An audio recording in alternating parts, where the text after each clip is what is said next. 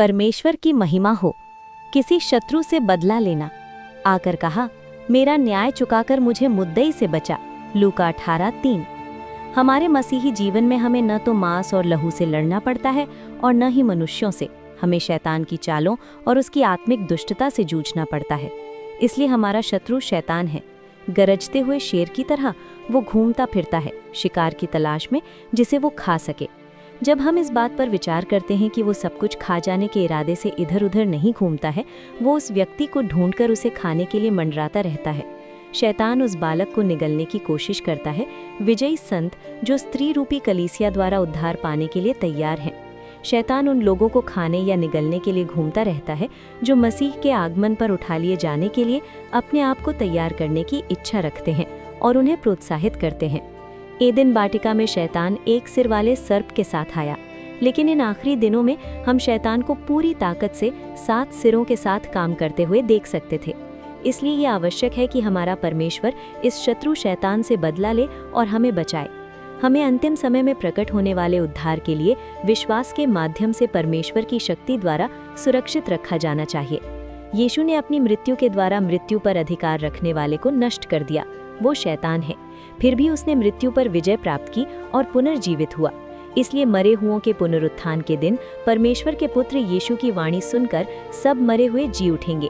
विशेष रूप से इस बात पर विचार करें कि ये तुरही की आवाज़ पर होता है जब शरीर उठाया जाता है और उन लोगों को रूपांतरित किया जाता है जो रूपांतरण के योग्य हैं। जब हम प्रभु के प्रकट होने के बारे में सीखते हैं जो अपने लोगों को इकट्ठा करने आता है, प्रभु स्वर्ग से ऊंची आवाज़ के साथ, प्रधान देवदूत की आवाज़ के साथ और परमेश्वर के तुरही के साथ उतरेगा। हम देखते हैं कि ये तुरही और शोर प्रभु की वाणी है जो अपने शत्रुओं को उनकी करनी का फल देता है। इसलिए प्रभु के आगमन पर जब हम रूपांतरित होकर ऊपर उठा लिए जाएंगे, तब शत्रु शैतान से बदला लेने की ध्वनि गूंजेगी और हम अनंत काल में एकत्रित हो जाएंगे। लेकिन हमें ये समझने की ज़रूरत है कि किसका और कैसे बदला लिया जाएगा और किसे बचाया जाएगा। हमने पढ़ा है कि ईश्वर के चुने हुए लोगों का बदला लिया जाएगा और उन्हें बचाया जाएगा। जब हम इस चुने हुए व्यक्ति के बारे में अधिक जानते हैं तो उन्हें परमपिता परमेश्वर के अनुसार पूर्वाज्ञापित किया जाता है और परमेश्वर द्वारा निरंतर बुलाया जाता है। पश्चाताप और बपतिस्मा के माध्यम से वे धर्मी ठहराए जाते हैं और पवित्र आत्मा द्वारा आत्मा का पवित्रीकरण प्राप्त करते हैं, जिससे वे परमेश्वर की उपस्थिति में पूर्ण आज्ञाकारिता के साथ जीवन व्यतीत करते हैं। इतना ही नहीं, वे यीशु के लहू से छिड़के जाते हैं और सभी पापों और अनिधर्म से शुद्ध किए जाते हैं, परमेश्वर द्वारा धोए जाते हैं और पवित्रता प्राप्त करते हैं। इस प्रकार ईश्वर के चुने हुए लोगों के आध्यात्मिक जीवन में हम कुछ विशिष्टताएं देख सकते हैं। सबसे पहले उन्हें ईश्वर द्वारा चुना जाता है, क्योंकि बहुतों को बुलाया गया था परंतु थोड़े ही चुने गए, ताकि हम भी चुने जाने के लिए और अपने बुलाए जाने को सिद्ध करने के लिए परिश्रमी हों। दूसरे, ये चुने हुए लोग परमेश्वर के लिए पवित्र हैं। उस दिन वो अपने पास उन संतों को इकट्ठा करेगा जिन्होंने बलिदान द्वारा परमेश्वर के साथ वाचा बांधी थी। तीसरा, वे परमेश्वर के प्रिय हैं। आइए हम स्वयं को परमेश्वर के सेवकों, परमेश्वर के प्रतिनिधियों के लिए प्रिय और प्रशंसनीय बनने का अभ्यास करें। इस प्रकार परमेश्वर हम पर प्रसन्न हो और हम परमेश्वर के प्रिय पुत्र बन जाएं। ये भाई बहन जो प्रभु के प्रिय हैं, परमेश्वर ने इन्हें आरंभ से ही आत्मा के द्वारा पवित्र बनकर और सत्य की प्रतीति करके उद्धार के लिए चुना है। ये चुने हुए लोग अनंत महिमा के साथ मसीह यीशु में उद्धार प्राप्त करेंगे। परमेश्वर तुरही की बड़ी ध्वनि के साथ अपने स्वर्गदूतों को भेजेगा, जिससे शत्रु का बदला लेगा और अनंत उद्धार के लिए अपने चुने हुए लोगों को चारों दिशाओं से इकट्ठा करेगा, ताकि ये चुने हुए लोग अनंत उद्धार के लिए तैयार रहें और परमेश्वर उनके शत्रुओं से बदला ले। इसलिए उन्होंने पाया कि वे दिन रात प्रभु से प्रार्थना कर रहे थे।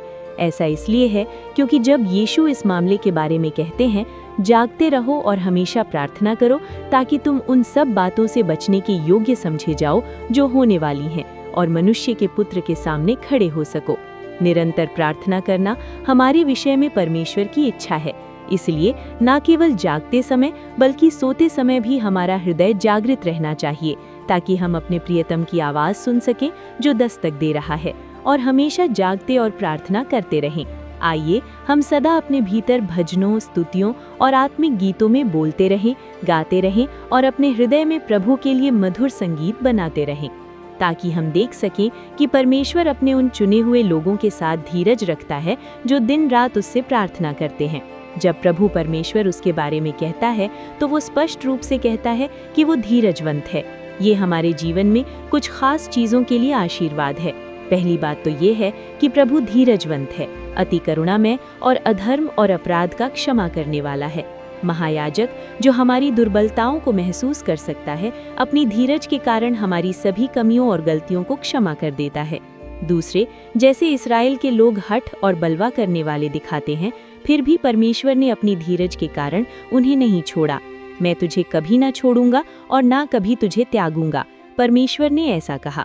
तीसरा, परमेश्वर हमारे प्रति धीरजवान है। वो नहीं चाहता कि कोई भी नाश हो, बल्कि ये चाहता है कि सभी पश्चाताप करें। परमेश्वर चाहता है कि कलीसिया, प्रत्येक व्यक्ति पश्चाताप करे और प्रथम प्रेम की ओर लौट आए तथा प्रथम कार्य करे। चौथा, किसान हमारे प्रभु की इच्छा है कि हम उस बहुमूल्य फल की तरह धैर्यपूर्वक प्रतीक्षा करें, ताकि हम पहली और बाद की बारिश के माध्यम से आशीर्वाद प्राप्त कर सकें। इस प्रकार जब प्रभु फल इकट्ठा करने के लिए प्रकट होंगे तो हम हर तरह से मनभावन फलों की तरह बदल जाएंगे। इसलिए हमें प्रभु के प्रकट होने पर एकत्रित होना है। उनका धीरज हमारे लिए उद्धार है। हम पढ़ते हैं कि यद्यपि हमारा परमेश्वर उनके साथ धीरज रखता है, फिर भी वो अपने चुने हुए लोगों का बदला लेता है और उन्हें बचाता है। प्रकाशित वाक्य में प्रभु कहते हैं कि उनका प्रकट होना बहुत शीघ्र है, लेकिन हम जानते हैं कि अब तक हमारे प्रभु प्रकट नहीं हुए हैं। इसलिए जब हम कहते हैं कि हमारे प्रभु का आगमन बहुत जल्द होने वाला है, तो हमें इसे अचानक होने वाली घटना के रूप में समझना चाहिए। यीशु कहीं अचानक आकर हमें सोते हुए ना पाले, इसलिए वो सभी से जागते रहने को कहता है। क्योंकि हमारा प्रभु, जिसकी हम खोज करते हैं, अचानक अपने मंदिर में आ जाता है। देखो, वो आएगा, सेनाओं के प्रभु कहते हैं। मृत्यु हम सबको अचानक ही जकड़ लेती है। एक पल में, पलक झपकते ही हम रूपांतरित हो जाएंगे। जो लोग प्रभु के आगमन पर उठाए जाने के योग्य हैं, या विजय पुरुष बालक को अचानक परमेश्वर और उसके सिंहासन के पास उठा लिया जाएगा। हमें सावधान रहना चाहिए कि मनुष्य का पुत्र अचानक हमारे सामने प्रकट हो जाएगा। इसलिए समय रहते और असमय भी तैयार रहो। हमें हमेशा सतर्क रहना चाहिए, क्योंकि हम नहीं जानते कि हमारा यीशु कब आएगा, शाम को या आधी रात को, या मुर्गे की बांग के समय या सुबह।